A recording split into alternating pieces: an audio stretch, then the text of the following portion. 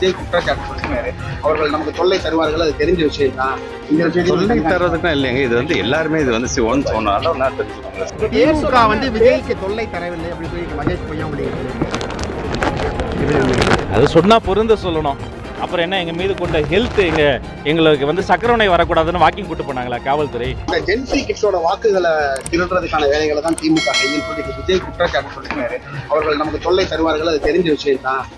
தொல்லை தர்றதுக்கும் இல்லைங்க, இது வந்து எல்லாருமே இது வந்து ஒன்று சொன்னாலும் நான் தெரிஞ்சுக்கோங்க. சிஓ சீஃப் எலெக்ஷன் கமிஷன் மூலமாக ஒரு ஆர்டர் வருது, இங்கே இருக்க இல்லை பிஎல்ஓஸ்லாம் வேலை பார்க்க போகிறாங்கன்னா எங்கள் கூட சேர்ந்து யார் யாரெல்லாம் வருமோ தயவு செஞ்சு வாங்க. இது வந்து ஒரு இயக்கத்திற்கான ஒரு பிரச்சாரம் இல்லை, ஒட்டுமொத்தமாக மக்களுடைய வாக்குரிமையை காக்கக்கூடியதற்கான ஒரு பணியில் அனைவரும் ஒன்று சேர்ந்து யாரும் ஏமாந்து விடாமல் அந்த வாக்குகள் யார் யாருக்குன்னு வழங்கப்பட வேண்டுமோ அதற்கான ஒரு பணியை செய்வதற்கான ஒரு பணியில் அனைவரும் ஒன்று சேர்ந்து செய்யணும். திமுக வந்து விஜய்க்கு தொல்லை தரவில்லை அப்படின்னு சொல்லி மகேஷ் பொய்யாமொழி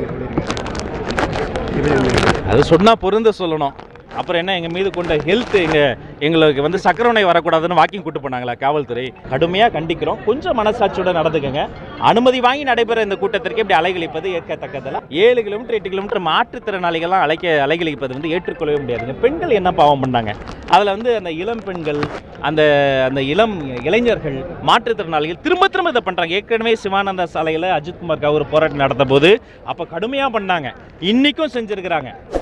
ஒரு போன வாரம் கோயம்புத்தூரில் ஒரு போராட்டம் நடைபெற்றது. விமான நிலையம் கிட்ட இளம்பெண்ணுக்கு வந்து ஒரு பெரிய குடும்பம் நடந்த போது அங்கேயும் இதே மாதிரி தான் பண்ணாங்க.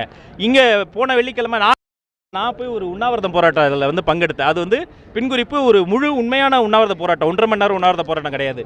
அங்கேயும் இப்படி எங்கெல்லாம் நாங்கள் போராடுறோமோ அங்கெல்லாம் இப்படி அவங்க செய்வது என்பது அமைச்சர் அவர்கள் தான் சொல்லணும். அவங்களுக்கு மீது அவ்வளோ அதீத அன்பானுங்கிறத அமைச்சர் தான் பதில் சொல்லணும்.